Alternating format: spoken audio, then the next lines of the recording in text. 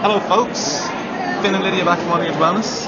A very, very special guest with us today at Vitality Expo.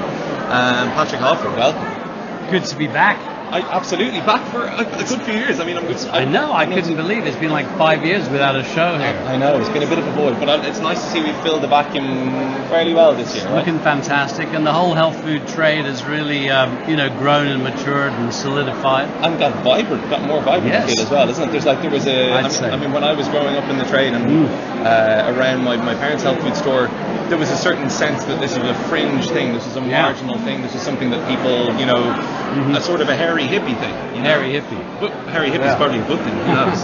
But it's also that I find that people now, they really know so much more. It's really noticeable now. Yeah. Thinking back to a few years ago, when you talk to people in the stands now, they're like, oh, have you heard of turmeric? Or have you heard of protein powders? Have you heard? And they will just say, I know about that. And they have actually like a good level of They're pretty knowledge. switched on. It's exciting to see that people are actually going out and finding out that information themselves and doing the research. Yes, one of the things we're working with is a protein powder that's sweetened with contemporary fruit extract. And even tell people, most people get confused by that one, but if you say it's stevia or xylitol or blah, blah, they'd instantly kind of go, oh, I know what that does, I know who can take that. And they know why. Yeah, and so a lot of that comes back to GI, GL, which was, that's your baby. Well, yeah, in the 1980s, I was actually just speaking to Professor Wooler and David Ludwig, who's a professor at Harvard Nutrition, and they invented glycemic index back in the early 1980s. Wow. And that was proving that the sugars in different foods raise blood sugar at a different speed. Yeah. And that was the glycemic index. Yeah. But the glycemic index on its own is limited. Yeah. Because you can have a food with a low glycemic index, like below 50, but it's full of It has carbs. lots of that thing. Yeah. So the glycemic index was only ever the quality measure. Yes. And then I realized in the 90s that you need to know the quantity. Yeah. That's where Atkins went wrong. Yeah. Because they just did quantity of carbs. And even today, everyone's getting very excited about ketogenic diets. And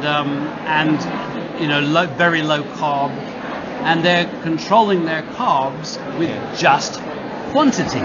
So they say, 30 grams of carbs a day. But it doesn't matter what the quality of carbs is. It doesn't matter what the quality is. Whatever. Yeah. Okay, so I'm exploring these things all the time. I'm actually wired up.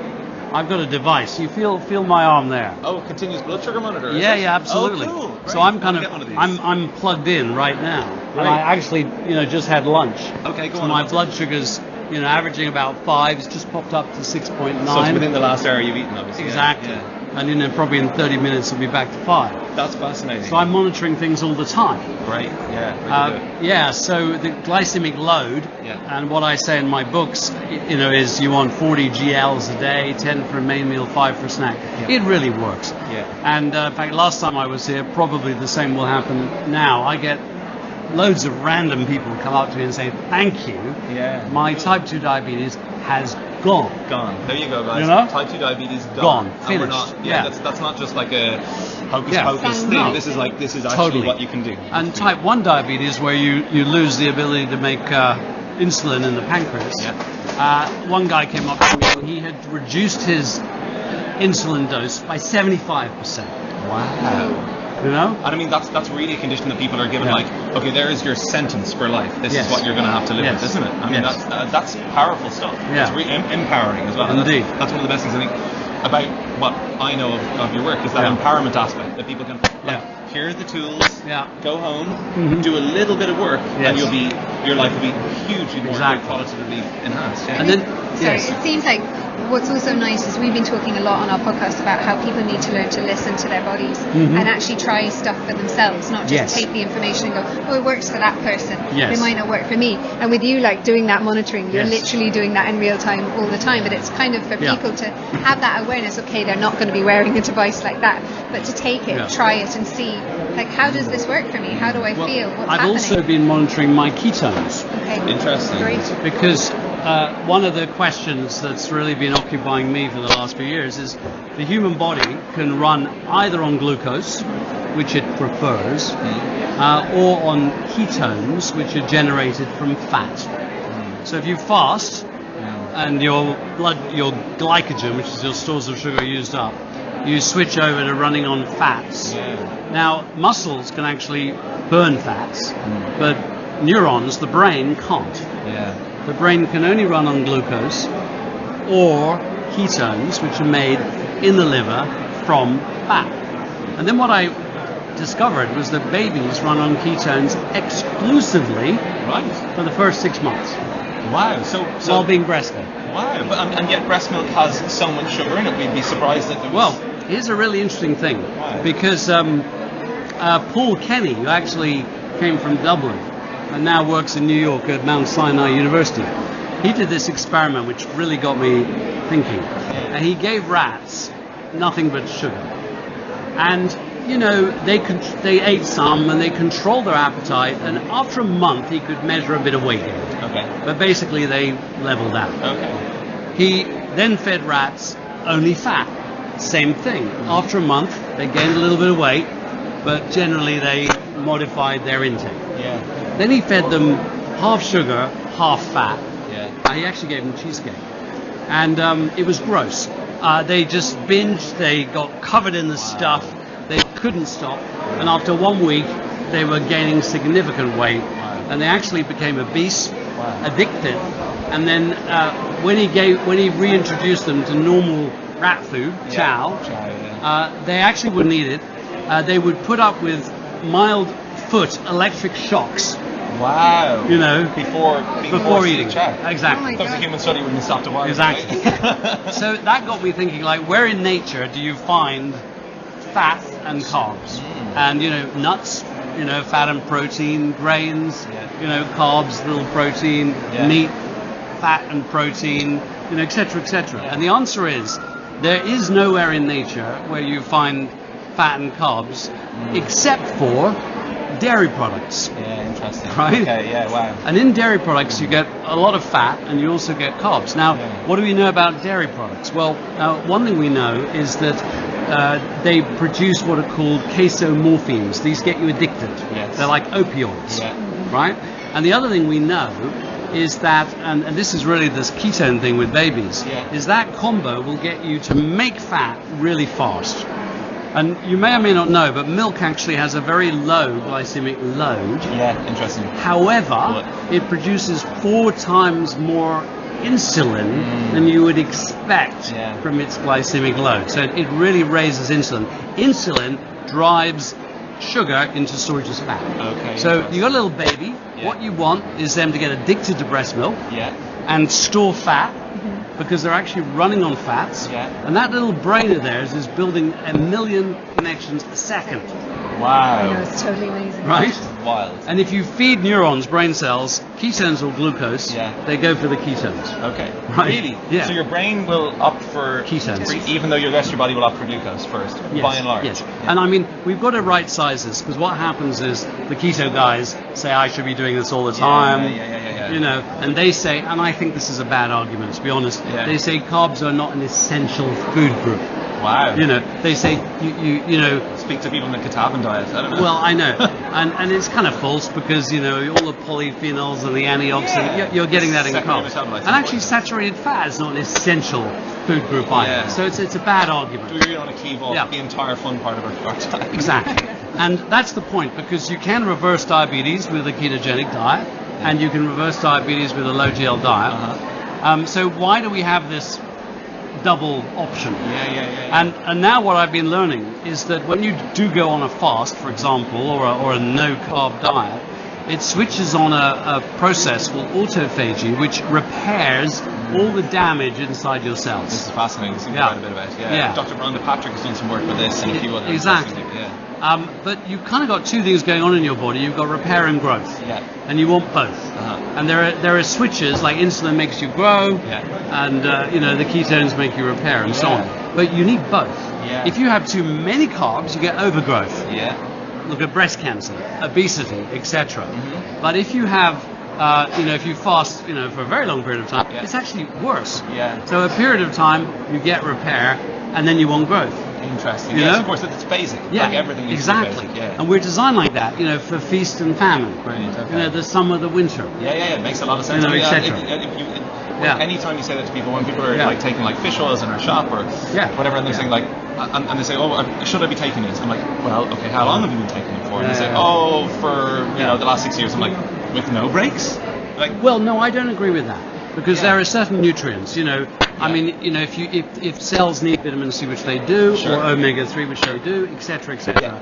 My view, I'm in my 60s now. Sure. My view is that you want them all the time. Chronically high. You want those nutrients all the time. Okay. I mean, one of the really hottest areas of science right now is telomeres. Yeah, big time.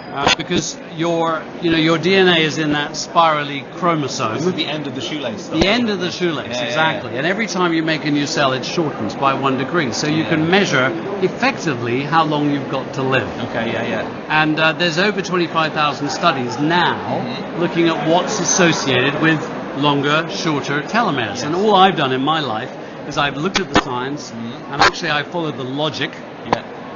Sometimes the big studies come later. Yes. And I've upped my vitamin D and omega-3 and lowered my homocysteine with B vitamins and eat a low GL diet and had nuts and seeds. And then you find that everything I've been doing is associated with longer telomeres. Yeah, so for my birthday, I thought I would have a test. Yeah. And you got the telomere test? Yeah, I did. Oh, cool. And I have the average of a 29-year-old. Wow. High five. High five. That's quite serious. That's amazing. Yeah. So I mean, even if we have driven 3 or 4 years off. I mean, one of the guys I follow, Ben Greenfield online, he's quite big on the telomeres thing as well. And he did his test, and he was a weightlifting guy for a lot of his early life before he began to kind of cotton on to a lot of these kind of fasting, feeding restriction, basic high temperature, a lot of that sort of stuff. And his telomeres, when he tested them last year, and he's a fit guy, healthy guy, were 3 years older than he was. So he's 33, 34, and his telomeres are 36. Yeah, the other way around. Wow. Yeah. Something else. Okay, so you're doing something right. So I'm going to believe about the omega-3s now. Yeah. Cool. That's a lot to invest So I think the GL really works. Interesting. And also, carbs with protein is good. Yeah. And the same thing is true, fat with protein. Yeah. So there's a kind of modifying effect. I'm not a fan of a ketogenic diet that is really based on a lot of meat and a lot of dairy products. Thing, I think definitely has been shown like it increases like IGF-1 and there's a lot of problems there, and I think that's where the keto diets have kind of gone a little bit overboard. So you have to, you don't want too much protein. You want enough and not too much. And so, were there any things that you discovered in your own kind of like transition? Obviously, it's nice to be able to be told that you're doing everything right. Yes. But was there anything that you kind of like adjusted that you found like actually that you need to make changes to, or things that have come up for you where you've kind of significantly gone like, actually no, I'm changing my mind on this, I'm kind of... Yeah, well, I think I've also, because I've been biohacking, my G-score, glucose, my K-score, etc. Yes. I've actually been working with top professor Kieran Clark at Oxford University, and she's invented pure ketones. Okay, right. They're just ketones. Okay. And it's very interesting because when you read, you can't buy them. This is not beta-hydroxybutyrate. No, it's pure ketones. Okay. And the label is fantastic because it says 0% fat, 0% protein, 0% carbs, 0% fiber. We finally got the stuff where they're selling you the empty bottle. And for research purposes, if I take a slug of it, up goes my ketones. Interesting. But what really works, because coconut oil has been in the news a lot, and some stupid professor in America and various dietitians who haven't got a clue what they're talking about say it's poison. Because why? It's high in saturated fat. What's wrong with saturated fat? Well, we all know it causes heart disease. Well, show me the evidence. Exactly. But actually what happens is coconut oil is what we call a medium chain triglyceride, which is to do with not too many, fat is a carbon chain, and it has 6, called C6, C8, C10, C12, etc., etc. Yes. But the one that's really nice is C8, carbonate, which is caprylic acid. Yes. So I've been experimenting with, this is a sub-fraction of coconut oil. So I've got coconut oil, and I've distilled these out until I've just got a pure coconut oil that is just C8. Okay. And it doesn't need any transport mechanism. You drink it, it goes into the blood, goes into the liver, up go the ketones. Yeah, straight away. So I've been measuring that. Yeah, interesting. So that's very cool. And so your ketosis, what sort of levels do you maintain? Like, do you fast to achieve this a lot, or do you believe in the idea of using exogenous ketones all the time? Or I have a book that's going to come out next year on this. Okay. And how to switch, because it's a teaser. Yeah, it kind of is. But also there's the question then becomes, what's the quickest way to get into a ketogenesis, and how long do you need to be there? And there are various different answers to that. One of the sort of clearest studies so far shows that if you do 5 days on a lower calorie ketogenic diet, you get all the cell rejuvenation effects that you could possibly want. So that's probably the shortest, really significant rejuvenation. Now, then I've also been testing 16 and 18 hour intermittent fasts.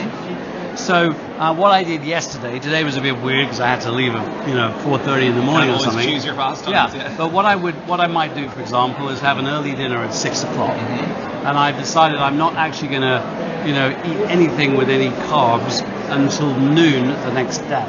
So that's giving me an 18-hour intermittent fast. Now, I don't normally run on coffee, because actually coffee has some negative effects in this area, but it does speed. I mean, coffee, coffee gives you energy like a bank loan gives you wealth. Right? That's a really good analogy. Right. However, coffee does slightly speed up going into ketosis, which is a bit like when you start a new business, you want a bank loan. Exactly. Right.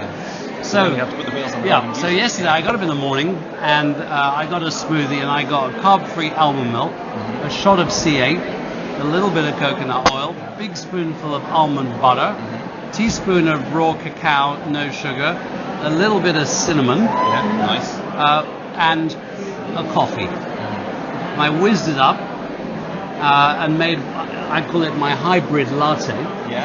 There's the secret. The book's going to be the hybrid diet. Right, the hybrid diet. Good. And you feel amazing. It really satisfies you. I can cruise through till 12 o'clock, and at 12 o'clock I'm going to have a really good meal.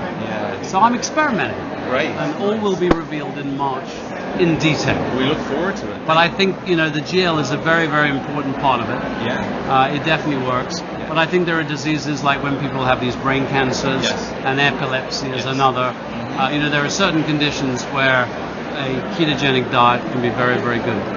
Absolutely. Thank you so much for spending so much time with us. Pleasure. Cool, great, and thanks for sharing some of your insights. All right. Deadly. And we will enjoy the rest of the show. I will do. And we hope to see you back here next year. Absolutely. We'll have a serious chat about the hybrid diet we will wait to see in that the spring. Savage. Great. Thank you so much. Part 2. Indeed. Absolutely. Deadly. I know, really didn't get to answer a lot of questions today. I have many, but mine are all kind of pregnancy and birth and postnatal related. So we'll do another one. But this thing of babies running on ketones, I mean, you see, my stepdaughter is vegan, and when she became pregnant, I begged her to take omega-3. So I'm actually going to give a talk soon called Sometimes It's Hard to Be a Vegan, right? Because there's a big push in veganism.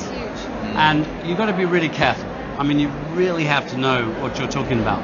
Now, I'm going to say this not because I'm anti-vegan, because I'm not, but you may know there have now been 10 vegan infant deaths, right? And the last one was actually from a couple who owned a health food shop, and the woman breastfed her baby. She didn't realize she herself was B12 deficient. The baby got no B12, severely undernourished, and died. So, a vegan diet is probably not evolutionarily what we're designed to do. For most of us.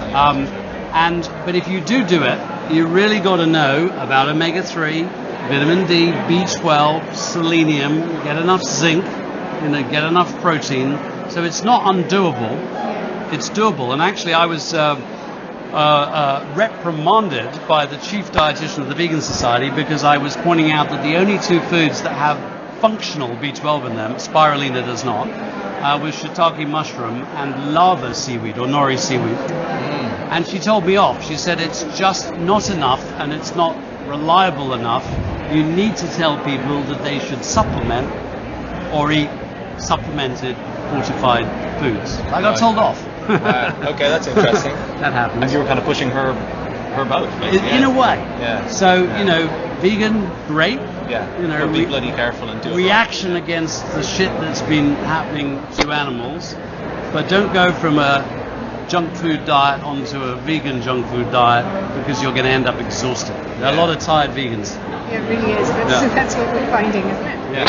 And I think it's about anything though, really, isn't it? It's if you're going to do it, be informed and go and find the information. Don't just kind of do it as a soundbitey thing, like, oh, vegan.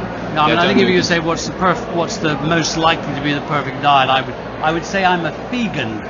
That is a fish-eating vegan. Okay. Yeah, I was in off the coast of Wales there recently, and I was with two of my buddies, one of whom had turned vegan about maybe a year ago, flip-flopped a little bit, had the odd bit of cheese, but basically he's turned vegan, and very much for ethical reasons as opposed to like his own personal health. And while we were out there in Wales, we said, oh, well, let's go mackerel fishing. And he was like, oh, fishing, I've seen that on television, that sounds like fun. And I was like, cool, I mean, it could be brutal. And I was like, when you're mackerel fishing, you're pulling up a lot of mackerel. I was quite happy to do it. I don't have that necessarily, but I'd like to honour the things that are being killed. But so anyway, we're on this boat, 10 tourists. All of a sudden it's a strike on the line, and there's just mackerel flying overboard. You might have just sat down and you would have just been covered in them. And when they were being put into the bucket, they were just sitting flopping around. He was kind of looking around going, kind of drawing this connection, going, I can't. I was like, actually I can't either, to be honest with you. Like, there's still something, like 8 of those people on the boat weren't even thinking of the little lives in the boat. And most of them didn't take the mackerel home to cook them. It was just the sport of the catching. I mean, my view is that life sacrifices itself to life. Everything is energy. We're all in a cycle, and we're going to die too. It goes round. We'll get consumed. So if I eat a fish, or I have a piece of meat about 6 times a year, something like that, I want to make sure it's an animal that's been treated as well as possible, and I want to eat the whole thing. I don't want it to waste. I hate seeing people order a piece of meat or fish and leave it. So that animal's energy and life is coming into me. I better have a worthy life. Absolutely. Let's find out. Thank you very much. Pleasure. Thank you, Patrick. Cheers. Thank you so much.